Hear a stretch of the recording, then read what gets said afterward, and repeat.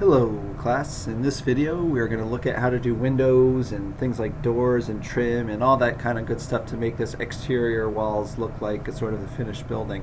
Now from using intersect with model and whatnot, I turned off my CAD layer, which was my scaffolding layer, and I'm going to turn it back on to sort of do this work. And the thing about this assignment, when you're using your scaffolding, you have to make sure it's set in the right location. So for example, this window down here, the CAD work is right on that wall, so that's good. This window will work for this layer. The same with back here. When I set this wall, these CAD work is right, it's tangential, it's right on the same plane as that wall surface. However, we notice this upper window up here is set apart from it. So I'm going to show you a couple of these. I'm going to start with maybe this window down here because it's right on the surface, but then, you know, not that it's hard, I'm just going to move the layer back. And it's going to take sort of pushing and pulling of this scaffolding CAD layer to sort of get right. So the first thing I'm going to do when I make any of these windows or doors or anything like that is I'm going to make the hole in the wall that represents that. And what I'm going to do is I'm going to double click on the wall layer that is the that component there, and I'm going to just draw a rectangle. Actually, it's sort of interesting because this window, probably shouldn't have used this one, although because this top frame of this window is actually incomplete from the elevation because it's actually underneath the overhang. So maybe what I'll do is I'll come to do a simpler one. What you're going to actually have to do is reconstruct this as you model. It's not too bad, but what I'll do instead is maybe I'll just do this surface window that's already on this plane from this elevation. And so when you've got a double window condition or multiple window, what I'm just going to do is I'm going to draw around the entire set of windows. I just used my rectangle tool, quickly drew the box, and what it did is it separated out that face from the rest of the wall face. So what I can do now is I can just push-pull this, and I can push-pull it right to where it says, see how it says on face right next to my cursor there? That means it's touching the inside wall, and when I do that, it puts a hole right through the building. So that's the start of my window, right? Really great, really easy to do. And so now what I want to do is I'm going to do the trim of my window. Actually, what I'm going to do first is not the trim. I'm going to take that back. What I'm going to do is I'm going to draw another rectangle in the exact same spot. And it looks like I just sort of pushed this back in, and which I sort of did, but I'm going to do the window itself now. And to do that, I'm going to first make it a group because I like to make it a group. In fact, I could make it a component because I can probably use this window here as well if I wanted to. It would be easier to copy and edit if I wanted to, but I don't have to. So I'm just going to select on this. I'm actually going to double click to make sure I get the lines as well and say make group. Now I'm going to double click inside it again to be inside this group. So right now the only thing in this group is this window plane. What I'm going to do is I'm also going to draw the rectangle for the glass, just like that. So now I've got the frame outlined, and I also have the window outlined there. And what I'm going to first do is I'm going to say that this frame, I don't remember what I've drawn in CAD, and the reality is perfection in 3D modeling is generally not required. It just has to look sort of right. So I'm going to say this frame, just to give it some three-dimensional depth, is in 4 inches from my wall surface, and that this glass is in another 2 inches from that frame. So another way of saying that is my glass is in 6 inches from the surface. So I'm going to use push-pull.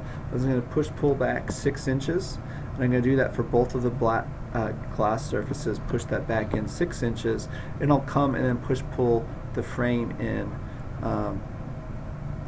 It's not grabbing that face here. Oh, am I missing a line? Here, let's see what kind of, I got that there. Okay, push-pull this back in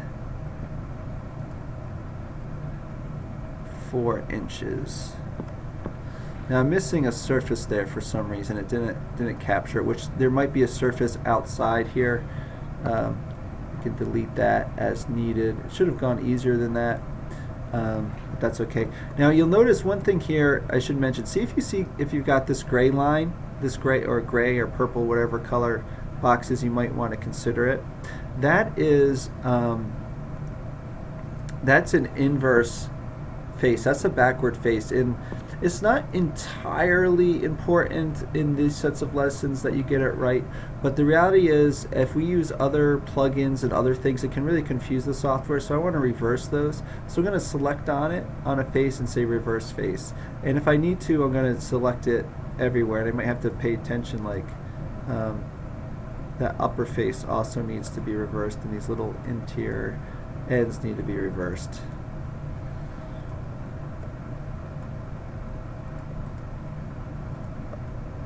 Okay, so it's this.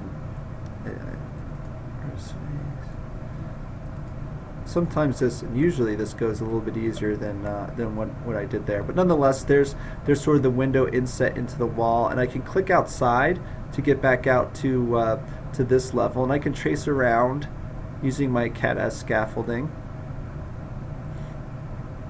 And then actually the surface goes like this, and it might close off. I have to finish that line. It might close off that window again, and I can just delete that plane if SketchUp accidentally does it. Because what I want to do is, let's see, there is, I need this line over here to close off that shape to get the trim, because this is an overhang, so I'm going to do that next. But I just want this sort of U-shaped trim. I'm just going to pull this out about 2 inches just to give it a little bit of depth. It'll give it shadow line and so on and so forth. And then what I can do is I can draw the rectangle that is this overhang, which is actually comes way out to here, and I can push that out. In fact, I might even do this. I'm going to undo, oops, push this out 2 inches again. What I'm actually going to do for this overhang, I don't even want that to be in the wall. That's sort of like a roof, so I can exit out of the group entirely. I can draw that rectangle, and I can pull it out to snap to that point on that side, and I can pull it out this way to snap to that point on that side to get that overhang meeting with CAD there. And then I can double click, say make group, and I've got this window surface done where this overhang sticks out the furthest, this trim sticks out a little bit further than that, and then the trim itself sticks out further here. And I might just toggle off my CAD work really quickly just to see if there's any extra lines in this wall window surface that I need to get rid of, and there are a few here in this window group that sort of snapped too far forward on me when I was making that. Oops, I deleted the wrong line. So I want to just make sure all these lines are nice and clean, and there we go. So I got a pretty clean window there. I have a little bit in this corner that I need to clean up. Usually, again, this doesn't happen. I'm not sure exactly what I accidentally snapped to when I did it, but if it does happen, I can clean it up. And so there's a window. The reality is all the windows are going to be just like that. I'm going to turn my CAD layer back on. But again, what you're going to have to do is I might have to get all the way out and say, okay, for this window, now I'm just going to have to go to move. I'm going to select on this guy, and I'm going to move him all the way back to that surface, my scaffolding. Because now what I can do is I can do the same thing. I can double click in here. I can trace out the window. I can pull this window back to the back surface to make the hole. I can then maybe draw the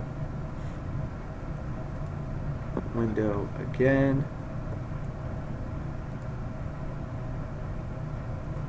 Here, and I can pull this. Well, I made it a group last time because I could copy it.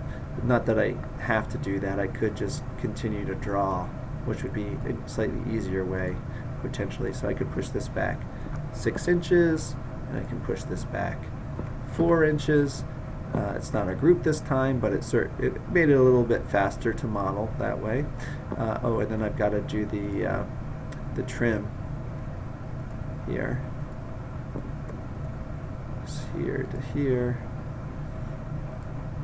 and you have to get these up parts because remember these upper parts are this overhang I put outside the group. So to close, you can see I haven't quite got it closed off yet. I have to find where I have the opening. It might be on that side. Yeah. Okay, let's see. Nope, still don't have it. Sometimes if that happens, I can see if I double click here, we can see it's not picking up some of those lines there. Well, I can always do a rectangle perhaps, and it fills in, and that's okay. I can delete that, and that will now have snapped it. So there's little tricks like that you can use, and I can pull this out 2 inches, and there we go. I've got that window, and I sort of made that whole corner. So again, you move the scaffolding around to be tangential to the face, but really you can do that for the windows. You can do it for all the ones. Like this window back here has to be moved all the way back to this surface. Even these windows, you just move this CAD work back to this correct surface. You can draw it all out. Same with this windows here. You might have to construct some stuff. So for example, this CAD work has a chimney here that is blocking these windows. You might have to reconstruct it. You might even consider going into CAD to reconstruct this part of the elevation to be able to draw that.